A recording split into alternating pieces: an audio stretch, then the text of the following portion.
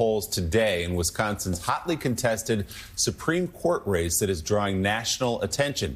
Conservative Brad Schimel, a former state attorney general and current circuit court judge, backed by billionaire Elon Musk, is facing off against progressive Susan Crawford, a former prosecutor who's also a current circuit court judge. Musk has become a main character in this race, if you will, holding rallies in support of Schimel, while he and groups he funds have combined to spend more than $21 million on this race, which is now the most expensive judicial contest in American history. During a tele-rally last night, Musk bashed federal judges whose rulings have impeded the policies of President Trump.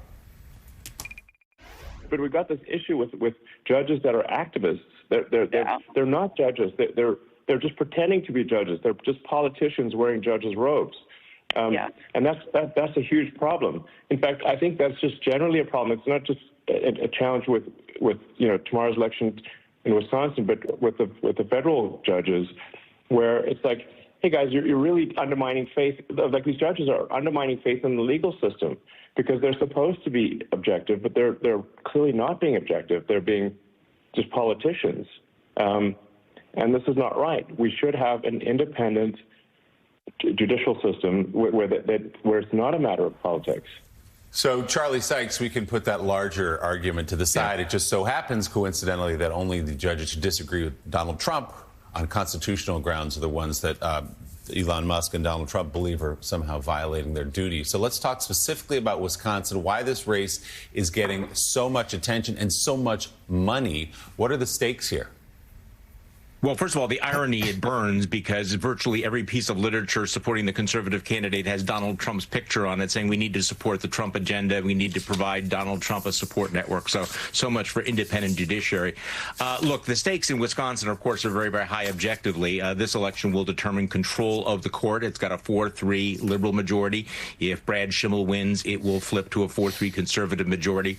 Huge consequences for abortion rights, for congressional redistricting, public employee rights.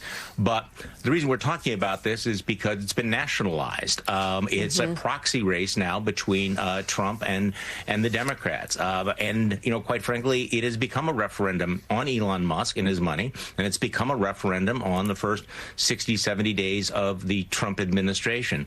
We're not California, we're not Florida, we're not New York. $100 million in a state like Wisconsin is extraordinary. It would be extraordinary for a Senate seat, much less a judicial seat. So I think that what you're seeing here is that Elon Musk is flexing his muscles. He wants to show the rest of the Republican Party that he is the biggest stick in the country, that he is the #1 enforcer, that he is the #1 influencer. And so he's got a lot riding on this, which is why he's put so much money into this race.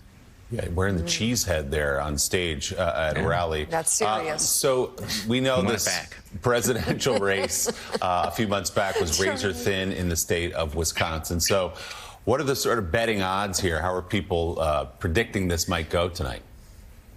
Oh, look, nobody knows. I mean, everything in Wisconsin is always on a razor's edge. Almost every major race has been decided by 20,000 votes.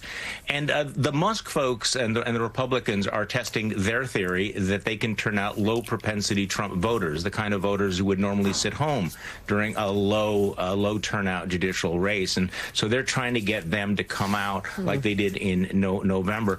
The Democrats are testing the theory that they can make this a referendum on Elon Musk and Elon Musk's attempt to buy a seat in Wisconsin. So, we have these dueling theories here, and because they've never been tested out before in an election like this, nobody really knows. The polls have been close. Elon Musk is not particularly popular in Wisconsin. A poll taken earlier last month showed him, underwater with a 41% approval rating, 53% disapprove. But that was before a lot of things have happened, right? I mean, that was before we had the stories about Social Security and Medicare. That was before Signalgate. So this race, again, has big consequences for my home state. But I think it's really going to shape the national narrative about the popularity of the Trump agenda.